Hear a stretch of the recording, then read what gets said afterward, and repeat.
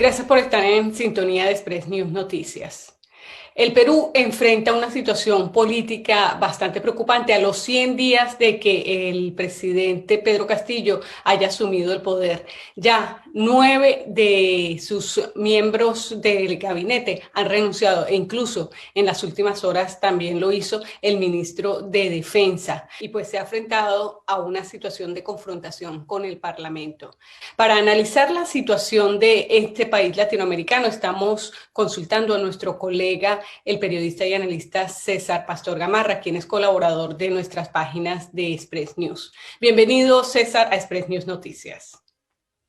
¿Qué tal, María Victoria? Un saludo a ti y a los amigos oyentes de Express News. Bueno, estamos aquí para analizar un poco lo que han sido estos 100 días de Pedro Castillo, ¿no? Primero, sería muy inocente pensar que en 100 días se pueden arreglar los problemas de un país. Eso no lo puede hacer ningún gobernante, ¿no?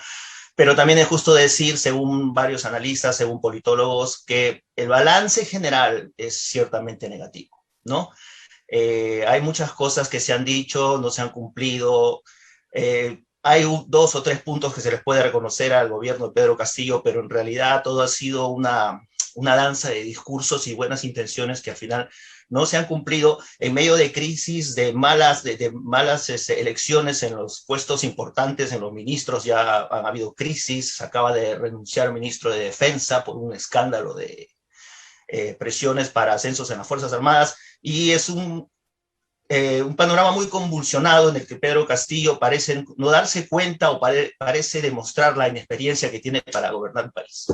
Bueno, para empezar con el análisis desde el comienzo, Pedro Castillo es de un partido de izquierda radical que llegó al gobierno con un llamado de cambios radicales y que había preocupado mucho a algunos sectores, tanto nacionales e internacionales. Sin embargo, se han dado unas situaciones que algunos dirían que ha ido como suavizando el ala y cambiándose en sus posturas políticas. ¿Qué hay de cierto en eso? ¿Qué análisis podemos hacer?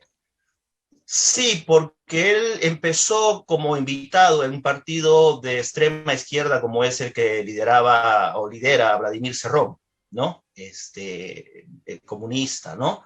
Y él poco a poco se ha ido desmarcando. Aparentemente en este momento ha habido una ruptura entre las dos personas, entre Cerrón y Castillo, y ha ido por libre, digamos, si se puede llamar así, Pedro Castillo, ¿no? La última prueba de esto ha sido la elección de la primera ministra Mirta Vázquez, ¿no? Que es, digamos, también es de izquierda, pero una izquierda moderada, digamos, es la parte, por decirlo, centrada, la parte pensante, ¿no? Si cabe la palabra, la parte que va detrás de Castillo diciéndole, mira, esto está bien, esto está aquí, esto está aquí, pero más allá de eso, ese es un punto que se le puede reconocer, ¿no? Una moderación en el discurso a Pedro Castillo, pero él, como gobernante, acusa mucha falta de liderazgo, acusa mucha inexperiencia. Lo bien que dice o las intenciones de Mirta Vázquez, digamos que lo bueno que hacen con una mano, con otra mano no lo malogran. Realmente esa es la principal crítica. Ha habido recientemente una encuesta, el 40% de la población piensa que Pedro Castillo no sabe elegir bien a las personas idóneas para los cargos importantes en los ministerios del país. Recordemos que el presidente Pedro Castillo no era un político de carrera, era un maestro y con liderazgo, si se quiere, sindical, pero no en rangos gubernamentales. ¿Crees que eso haya influido un poco en ese manejo un poco errático de sus políticas a la hora de decidir a sus compañeros de gabinete y incluso en la toma de decisiones? Definitivamente, definitivamente es la profesión de maestro es muy digna, ¿no? Definitivamente, pero él va por otro lado, ¿no? A él se le conoce como un sindicalista, ¿no? Y quizás a él mismo le sorprendió el ascenso tan rápido que tuvo y de un momento a otro verse con la presidencia del país, ¿no? Quizás esto también le está pasando factura porque muy pocos dudan de que él sea realmente una persona con malas intenciones. Realmente es una persona que quiere, se ve, según los analistas, se ve que quiere hacer cosas por el país, pero quizás está rodeado de malos asesores y se le acusa muy lento en sus reacciones, no tiene criterio para elegir a las personas. Lamentablemente quisiéramos decir lo contrario, no, pero esto es un consenso total, ¿no?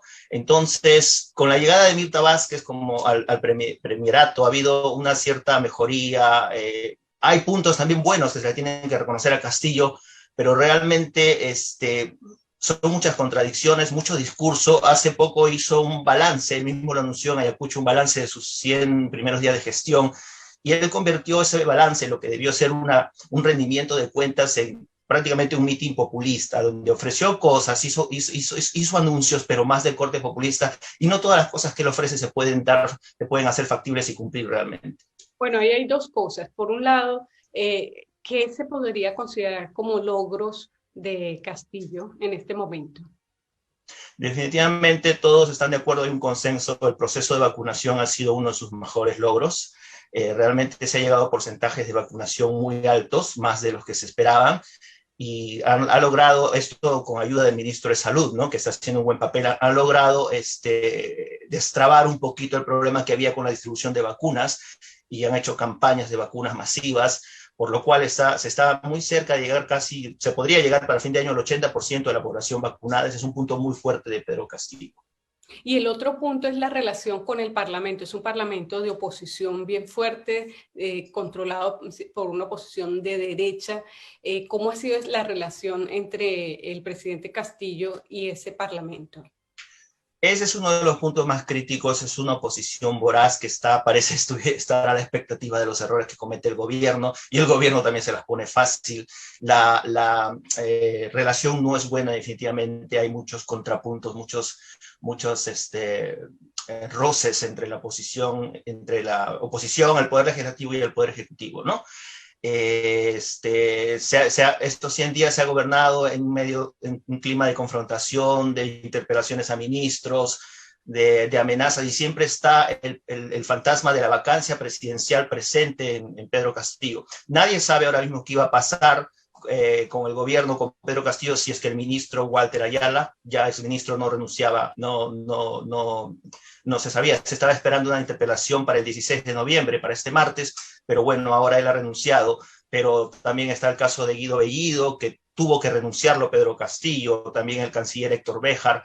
Si la oposición está tan voraz ahí para tratar de tener siempre presente la palabra vacancia en el gobierno de Pedro Castillo, es porque el gobierno comete esos errores, y realmente uno de sus puntos débiles es la mala elección de funcionarios. Bueno, y de aquí al futuro, ya terminaron estos primeros 100 días de prueba, si se quiere, de gobernabilidad.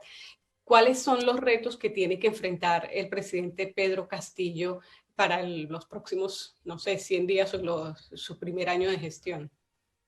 Hay un problema muy grave con el tema de la educación. Uno de los puntos, él siendo maestro, que ofreció era crear realmente una revolución educativa para la mejora, y ahora el país está realmente en el último lugar a nivel Sudamérica. Los niños, los jóvenes todavía no vuelven a los estudios, ¿no? Eso es muy grave, muy grave. De todos los sectores hay las voces que piden ya al gobierno que vuelvan los niños al colegio con las debidas medidas, obviamente, contra el COVID.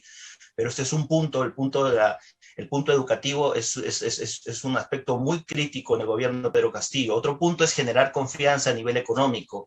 En el mensaje o en el informe que hizo de los 100 días de su gestión, no dijo una sola palabra del tema de la inflación, del tema de la incertidumbre que se crea cada vez que no reacciona rápido para colocar una persona, un funcionario o un ministro. Entonces el dólar sube, llegando a sus puntos récords, ¿no es cierto? Estuvo muy bien cuando salió al exterior y le dijo a los empresarios que vengan a invertir al Perú, que se genera confianza, pero eso son palabras. En los hechos no hay la confianza necesaria para que se invierta. O sea, el gobierno reconoce que es necesaria la inversión privada, pero no crea el ambiente adecuado para que se dé este caso. Ahora, ya para cerrar y en este análisis, el presidente Pedro Castillo, presidente de Perú, ha mostrado una actitud, si se quiere, flexible, digamos así, en la medida en que escucha opiniones, a pesar de que algunas hayan sido no muy buenas, pero está dispuesto a ir modificando. ¿Crees que esto le pudiera ayudar a salir adelante en el gobierno? Sí, ha rectificado errores, ha corregido errores, ha actuado, pero se le critica que actúa realmente muy tarde, ¿no? Ahora, por ejemplo, se le está pidiendo que una vez que ha renunciado Walter Ayala, el ministro de Defensa, escoja bien, elija bien entre una buena terna de candidatos, ¿no es cierto? Parece que escucha ahora más a Mirta Vázquez y eso debe ser la respuesta a los puntos de apoyo que todavía tienen las encuestas. Si bien ha bajado el respaldo como presidente que tiene, según las encuestas, en todos los sectores, incluso en el sur, que era su punto más fuerte, todavía tiene un cierto respaldo de 35%, ¿no? Y esto se debe también a que se le ve como una persona no malintencionada, ¿no es cierto? Pero sí, digamos, y que no nos tomen a mal, improvisada, ¿no? Improvisada. Pero sí, yo pienso que podría ir mejorando a la medida de que escuche más, pero lamentablemente el país está en una situación que no se viene a aprender a ser presidente ni ser sobre la marcha, ¿no? Eso es lo que se le acusa a Pedro Castillo, mucha improvisación, actuar en el acto sobre la marcha sin un plan concreto, sin tecnócratas, y realmente eso está pagando factura el actual presidente, ¿no? Bueno, muchísimas gracias. Estamos conversando con César Pastor Gamarra, nuestro colaborador, periodista y analista de Express News. Y nosotros vamos a ir a una corta pausa y ya continuamos en nuestra emisión de hoy.